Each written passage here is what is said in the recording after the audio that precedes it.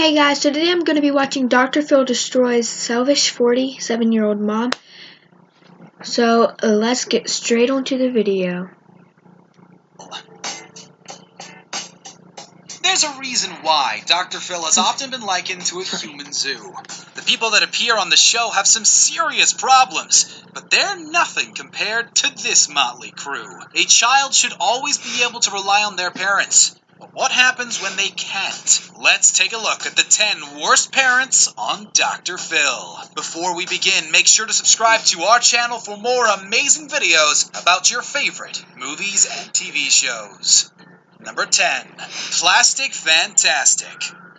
We've seen a lot of weird and disturbing stuff on the show, but Marianne and her daughter Miranda were a new level of bizarre. Miranda contacted the doc for help as her mother's obsession with her looks was too much. All of the trouble started 15 years prior when Marianne found out her husband went to a strip bar. Rather than shrugging it off and getting on with her life, she became obsessed with making herself look like a stripper. Not only that, but she raised her daughter to believe that all men want is big boobs and sex, encouraging her to get breast implants. She even installed a stripper pole in the house. According to Marianne, it doesn't matter what else a woman has going for her. It's all down to the looks. Understandably, Dr. Phil was concerned and the audience was shocked. How could you do that to your own daughter? What? Number 9. Sugar mama, sugar daughter. If encouraging your kid to look like a stripper wasn't bad enough, what about teaching them to go after rich men? 26-year-old Riley appeared on the show as a proud sugar baby, an escort who accompanies rich men, aka sugar daddies, on dates. Most of the men are older and looking for a pretty young woman to take to events, while some are even married. Riley took to the stage alongside her mom, who taught her the craft. At peak times, the blonde bombshell charged up to $2,000 a day just to go on a date. On one date, they even took a guy out together and whipped him in their underwear. How weird is that? These two are worse than any mother-daughter combo we've ever seen. We're not actually sure who's worse here, the mom or the child. They're just as awful as each other. Number 6. Dirty Dad. Oh god. When money gets a little tight, picking up some extra work isn't unheard of. But this dad went above and beyond the call of duty. Chuck had been married to his wife Amanda for 6 years. The couple had 2 children together, but it was far from a happy marriage. The pair sought the help of everyone's favorite TV doctor, as they were both tired of constantly fighting. According to Amanda, her husband also frequently lied. What she didn't know was that Chuck had made a confession to the show's producers. He once worked in the adult film industry when he lived in California back in the early 2000s.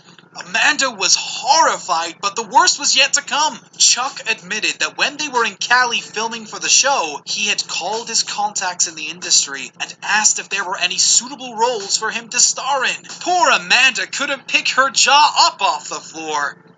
Number 7. What? Monstrous Mama June. If you have ever watched Honey Boo Boo, then you'll probably have an idea of the kind of messed up family dynamic we're talking about. At the head of it all, you've got Mama June. June is not known for her great taste in men. In fact, she often picks criminals. In 2014, it became public knowledge that Mark McDaniels, her former husband, had been imprisoned for the sexual assault of her eldest daughter, Anna Chickadee, when she was just 8 years old. When Anna told her mother what had happened at the time, June didn't believe her. It was a teacher at school who called the police. What is more, when McDaniel was released from jail, Mama June started dating him again, even letting him sleep in the same bed as 9-year-old Alana Honey Boo Boo. When Dr. Phil tried to get to the bottom of everything in a one-on-one interview, Mama June denied any wrongdoing. Not only did she claim that she never knew about Anna's abuse until 2 years ago, but she also said reports that she was dating McDaniel again were false, despite there being quite convincing photo evidence. It's a miracle she still has kids in her care, isn't it? Oh, man. Number 6. Cancer faking mom. On the list Don't of tell me terrible this. things you can do, faking cancer has to be right up there with kicking puppies and neglecting your kids. Jessica's mother, Patricia, lied to her family and friends, telling them that she was ill with stage 3 brain cancer. When Jessica had enough of her mom's lies, she took her to see Dr. Phil. As it turns out, Patricia is a real Fruit Loop, stating that she had 17 strokes, lost 100 pounds in a single week, and apparently held a world record for weightlifting. Clearly something isn't right here. While Number one, mental if you have illness is cancer, nothing to be you're not joked strong about, enough Patricia to lost be a lot of that, sympathy from viewers when it was revealed that she purposely took money from fundraising events for her made-up illness and also neglected her animals. Her dog lived in filth and risked losing his eye due to an untreated eye infection that had never been taken care of. Girl, Clearly, the woman needed some help with her pathological lying. Phil presented Patricia with that her own woman medical looked like a records man. and took her down a peg or two. Number 5. Cracked out Carrie.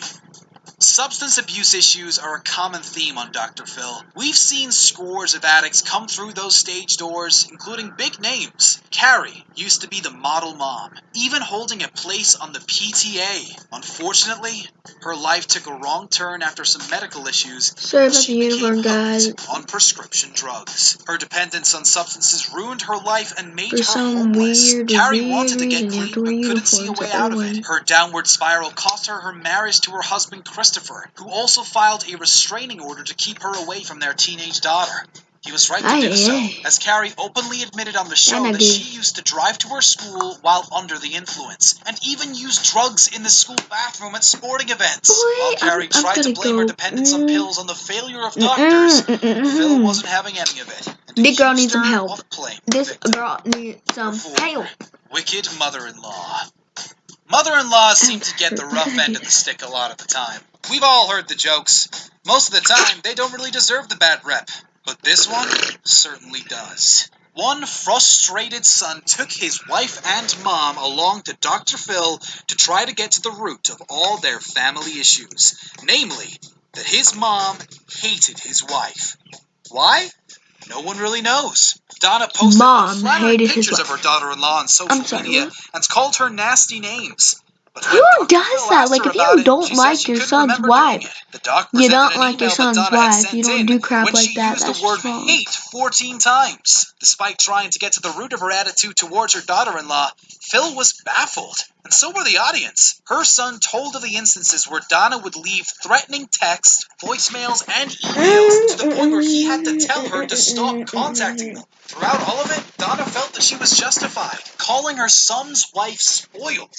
If all of this wasn't enough, this loving mom even tried to sabotage her son's business by saying he did shoddy work on his own business page. What a mess! Number 3. Worst mom in history. Oh no. What happens when a mom acts more like a child than a parent? Disaster. That's what. No child should have the responsibility of having to worry about their own mother.